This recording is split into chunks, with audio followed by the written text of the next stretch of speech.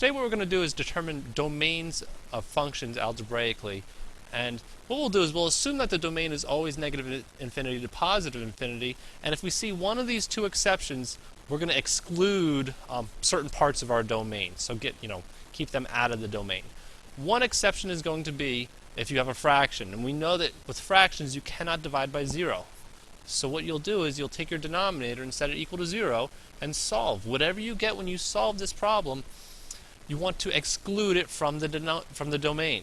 So it can't be included in this negative infinity to positive infinity. If you're taking square roots or fourth roots or sixth roots, anything with an even index, typically we deal with square roots, so I'm going to focus on those. You cannot take the square root of a negative number. We get an imaginary number. And so what you're going to want to do is take your radicand, set it greater than or equal to 0, and solve your problem. All right? The solution you get for that inequality will represent the domain. So let's take a look at f of x is equal to x cubed minus 2. I don't have a fraction, and I don't have a square root or a radical, so my domain is just negative infinity to infinity. For number 2, I am dividing by x plus 4, so my denominator cannot have a 0, so what I want to do is solve this for 0 and exclude my solution from my domain. So I have x is equal to negative 4. Right, this has to be excluded, so I want everything from negative infinity up to negative 4. Use a parenthesis to show that you're not including union negative 4 up to positive infinity.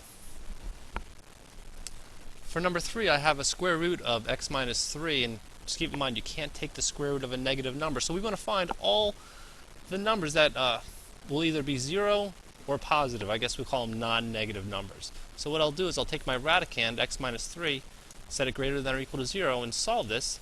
X is greater than or equal to 3. And my domain is basically any number including 3 and larger.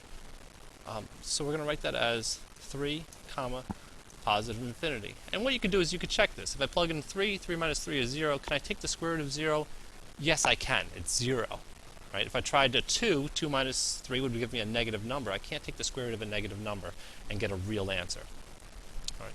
If we look at number 4, I do have a fraction again, so what I'll do is I'll take x squared plus 5x plus 6 equal to 0, and we're going to factor that. We'll get x plus 3 times x plus 2 equals 0, and if we solve that, we get x is equal to negative 3 and x is equal to negative 2. These are my exclusions from the domain. I have to exclude those, so the way I'll set this up is my domain will start at negative infinity and go up to negative 3. All right. Union, then I'm going to go from negative 3 to negative 2, because like negative 2.5 will work for this problem. Union, and then I'll go from negative 2 all the way up to positive infinity. All right. Number 5 is a little bit tricky because I have a fraction, I have 1 divided by the square root of x plus 4, and I also have a square root. So let's just do this one piece at a time. Let's deal with the square root part. So I need x plus 4 needs to be greater than or equal to 0, and when I solve this I have x is greater than or equal to negative 4. If I'm worried about just getting 0 in the denominator, I'll take x plus 4, set it equal to 0, and solve it this way, and x is equal to negative 4. So this means my denominator cannot be negative 4. This needs to be excluded from the denominator.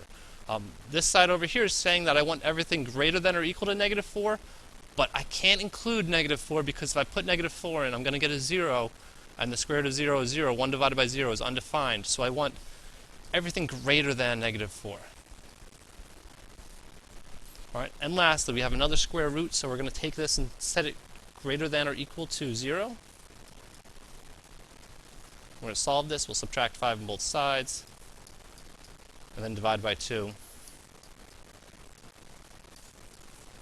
And basically, it's a bracket, negative 5 halves, all the way up to infinity.